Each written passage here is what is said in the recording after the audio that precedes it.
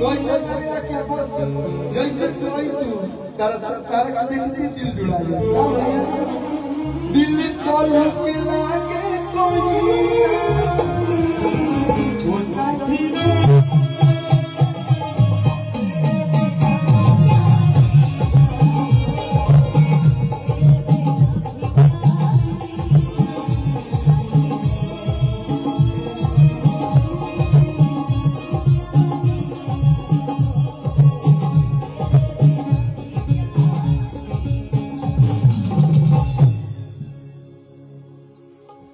अच्छा लागल होगा तो तनी मनी ताली बजा के आपका शुरू देहिया से देहिया काटी सोटे गाना वही हम मिला काटी पाके गाना साजू से गोड़ बड़े मिजाज रंगला हिस्सा जही से गड़बड़ मिजाज रंगला अनुपमा जी साजही से गड़बड़ मिजाज लगेला ऐसे ना करे बल जारे बाती होने बनिया जारे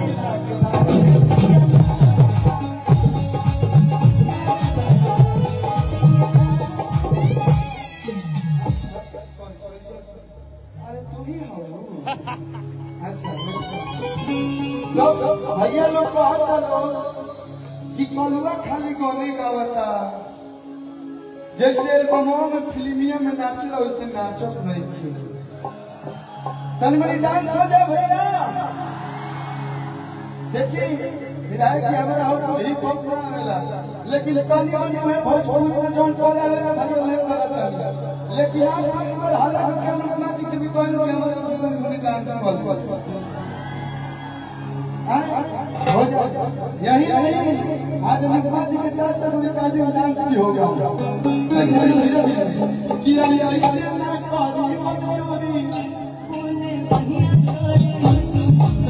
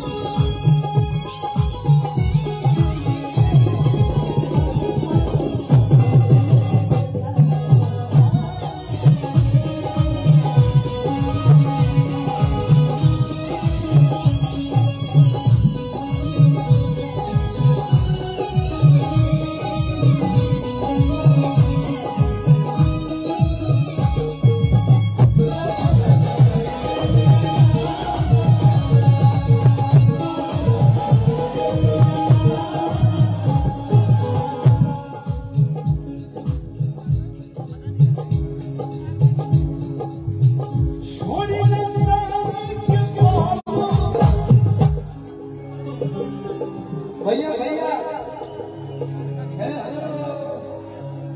जब इतना बढ़िया माहौल बनल बा तो साड़ी के पल्लू पल्लू छोड़िया हो अनुपमा जी, हाँ। साउथ में आलू झूठेगा नहीं साला। साउथ में आलू, बॉलीवुड में सल्लू और भोजपुरी में बदलापुर महोत्सव में आएगा आपका कल्लू। तो आज झुकेगा नहीं साला। तो छोड़िए साड़ी के पहलू हमारे पिया गालू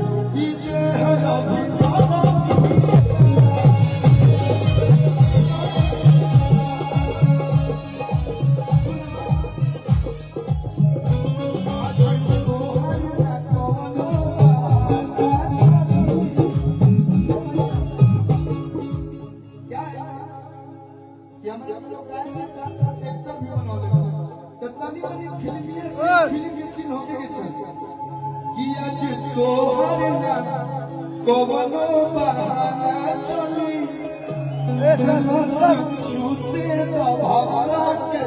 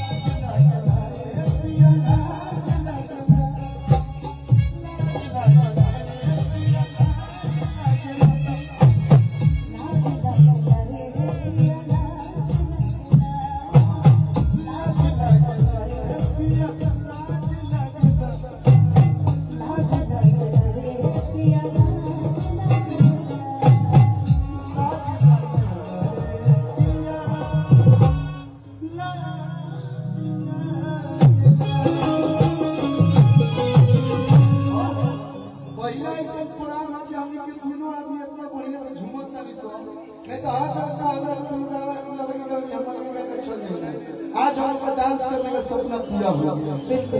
और बहुत बहुत धन्यवाद विवेक भैया के। एक बार इनके लिए जोरदार ताली बजा दीजिए।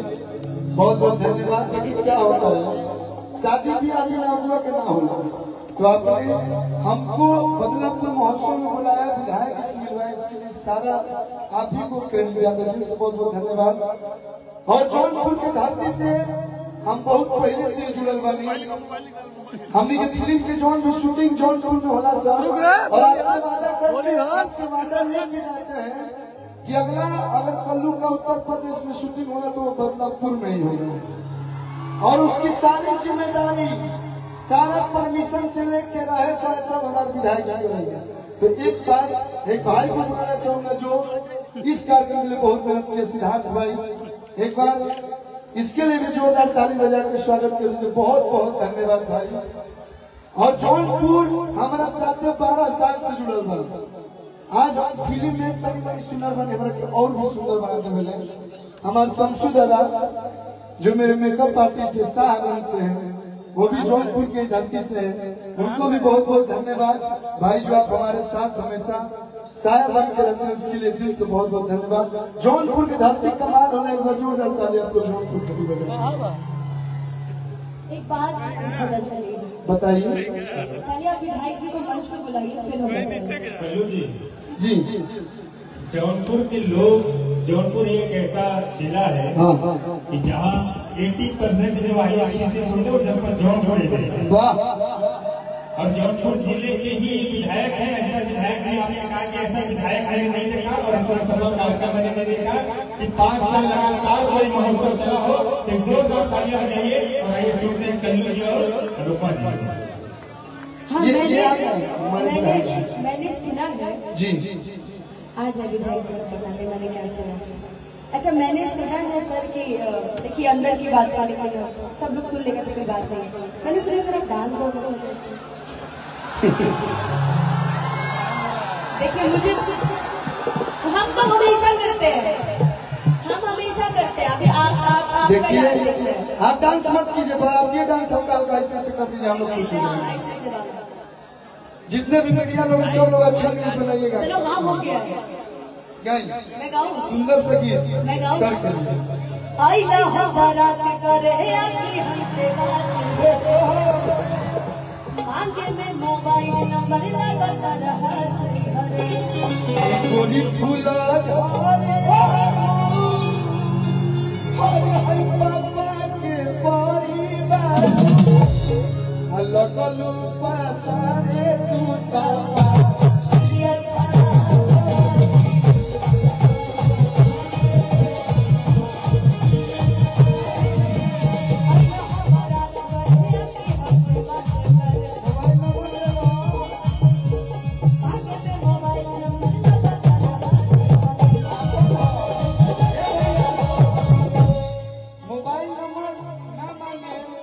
बदलापुर में आई बनी अपन जिला का भैया और साथ में विधायक जी बनी तो डर कोना बात के गोली फूला झारे बारू और तप्पा के परिवार हमें लाइन हल्का से मिटा हल्का से डांस करेंगे सर हमारे साथ तो लगलू पासारे तू तोरवा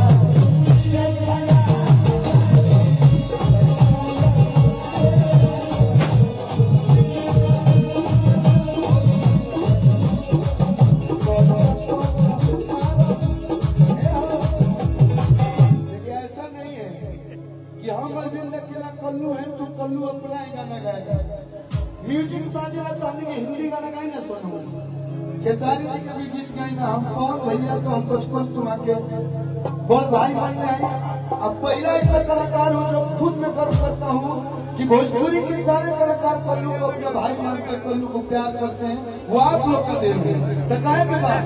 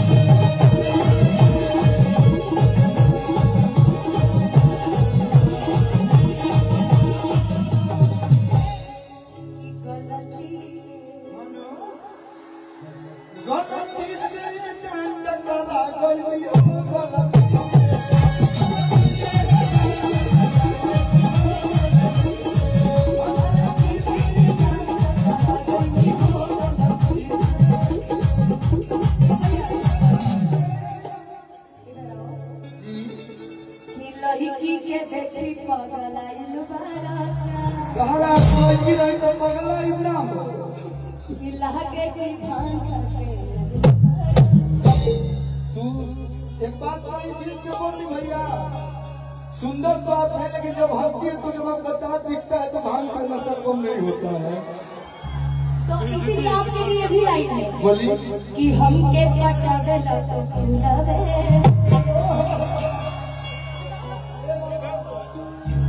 आई love you I love you. बिया हो गया लेकिन मंच पे हम सोचेंगे तुम्हें प्यार सुनो अब जब तू सोच रहे तो हमारा सुन लो कि लो भरिता हरी ज्योति रोई बाबन के सराय बहुत पड़ेगा कि लो भरिता हरी ज्योति रोई कहारा लइका ना हो। सुनो सुनो हालात है बदलापुर में होई तोरा दिया हो। आई लव यू ताली बजा दो कि हमके पटावे तो फूलवे हमारा चला के रसगुलवे। सुनिए लेकिन यहाँ पे जो के मेरी लाल की मूर्ति फेमस है ना भैया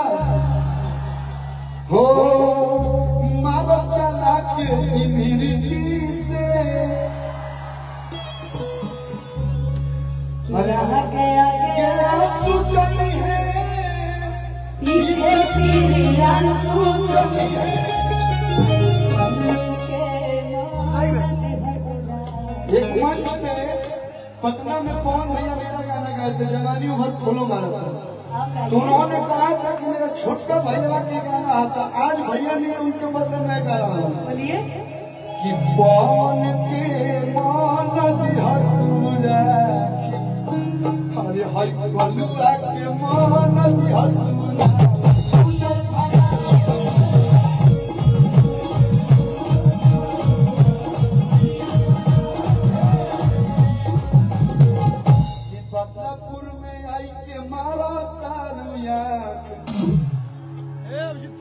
सुना देवरिया जब गोठ से तू बच के रहा, देवरिया जब गोठ से तू सट के रहा, हाय जौनपुर के हाय बदलापुर के रही कमर से बच के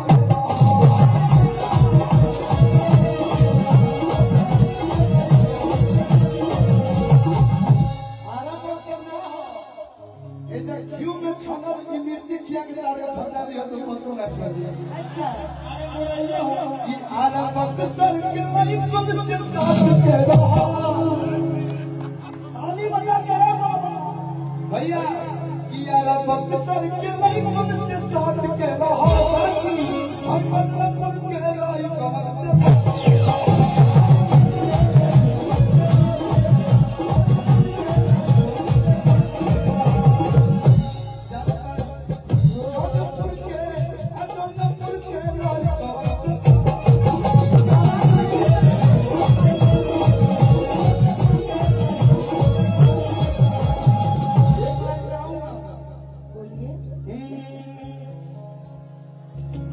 हरा के कोई हंसा बारू सुनर रानी हो, तारा के कोई हंसा बारू सुनर रानी हो, आ जोधपुर के मुराई खियाई डाली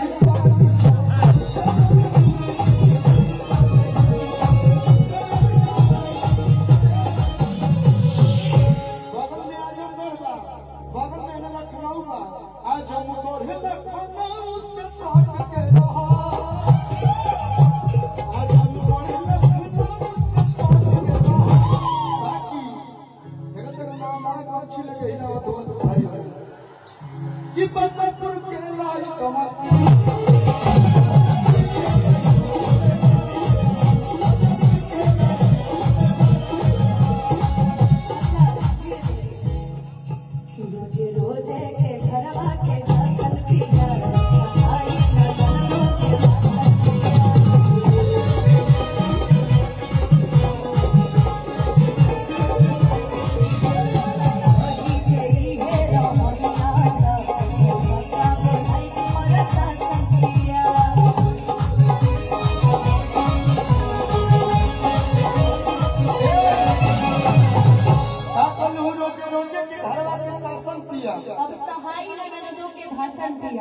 जल्दी रही चाहिए रहनिया तो घरे बच्चा बोलाई प्रशासन किया। हाँ भाई 100 नंबर डाल कर फटाक से आ जाता लोग नो भाई, लेकिन मैं आपको प्रशासन नहीं बुलाने दूंगा कि तू ही बारू भर के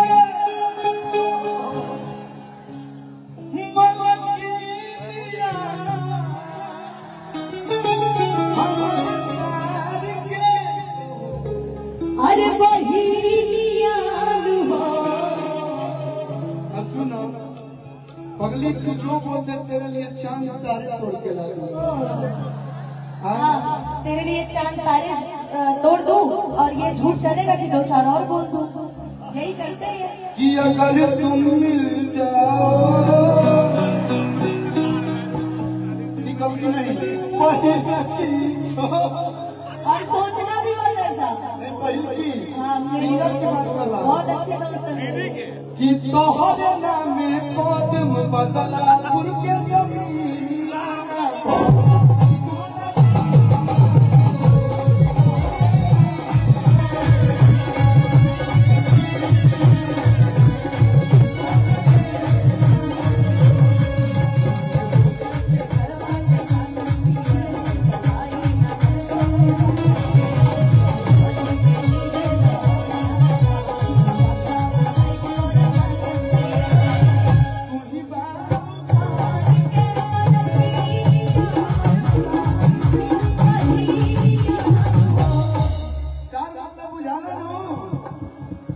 हमनी के भोजपुरी में ओकरा का हित कहा जाला, जो मेहरारू का भाई होता है, ब्रदर होता है। मतलब जैसे कि अभिजीत ना, अभिजीत मेरा स्टेज पे तो सारा लगेगा फुचका के रास्ता से मुंह धोए लगा मुझे तरुण कि तोहरे नाम कदम जमुन के